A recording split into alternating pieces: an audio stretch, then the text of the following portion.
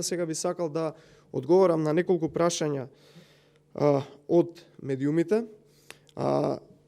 Има 4 прашања, така да следствено едно по едно ќе ги одговорам. Владата донела одлука за зголемување на плати за 30% на администрацијата, односно административните работници во неколку институции. Ваш коментар.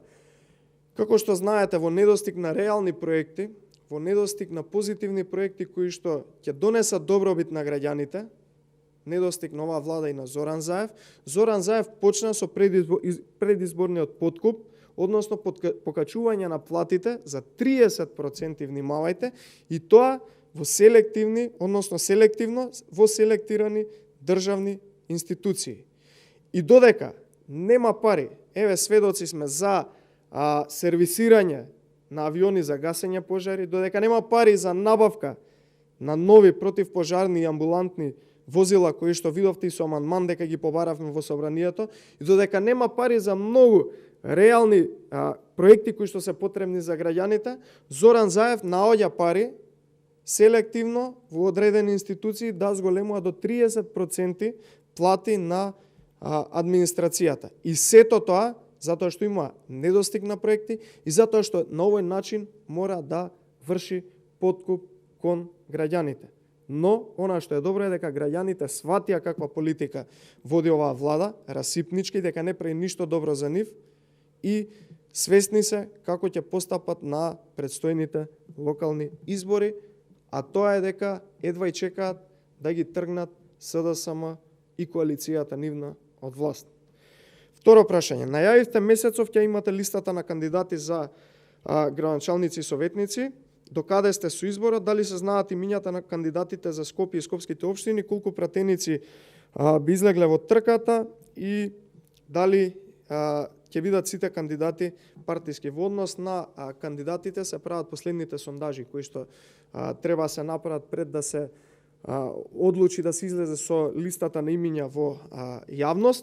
Од она кое што можам да го кажам и кое што веќе и повеќе од јасно, ВМРО-ДПМН ќе излезе со над 95% нови имиња како кандидати за градоначалници, нормално и со нови советнички листи. Тоа ќе бидат луѓе кои што се високо почитувани и со интегритет и кредибилитет во местата каде што живеат, и тоа ќе бидат луѓето кои што ќе ја поразат оваа политика која што ја води СДСМ, а политика која што не е во корист на граѓаните, туку е против граѓаните. Во однос на објавувањето, можам само да потенцирам дека некаде во втората половина на август ќе бидат објавени, некаде после средината на овој месец, но веднаш штом се завршат сондажите ќе биде објавено во јавноста. Трето прашање. Претседателот Мицкоски повика на обединување за локалните избори во заеднички фронт против СДСМ и ДУИ. Дали има предизборни окрупнувања и со кои партии договарат и со кои имате меѓусебна поддршка, како и дали има договор со одредени опозициони партии. Како што знаете, ВМРО-ДПМН јавно излезе, зашто сведоци се и граѓаните со таков повик за обединување против и да се порази оваа власт.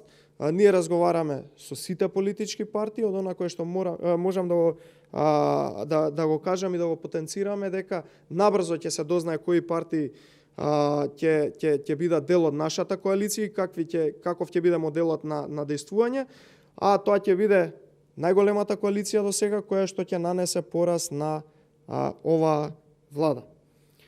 Четврто прашање. Директорот на Центарот за управување со кризи Стојанче Ангелов побара од ВМРО-ДПМН свој член во телото на Центарот за управување со кризи за да биде присутен на состаноците, бидејќи ВМРО-ДПМН цело време критикувало за лошо менаџирање со ситуацијата. Мислам дека Стојанче Ангелов не разбрал доволно во однос на менаџирањето. Не се менаџира само со состаноци ваква криза, туку се менаџира со плани, протоколи како да се справиме со нејзен, но не и се.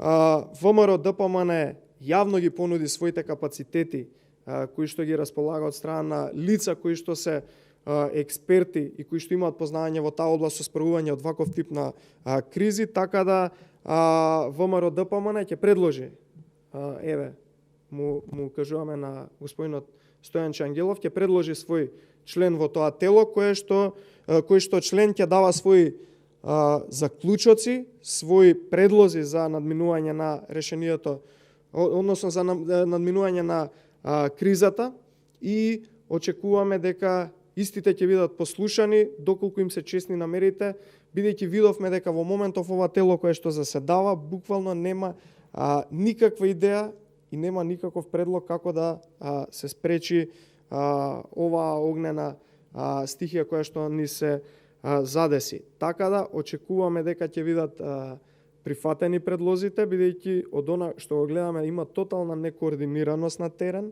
не се презема ништо и оставено е единствено на странската помош и на локалното население само со себе и пожарникарите нормално кои што се на терен од Република Македонија да се справуваат со кризата. Нема никаков протокол, нема никаква поддршка од институциите како што е Центарот за управување со кризи. Благодарам.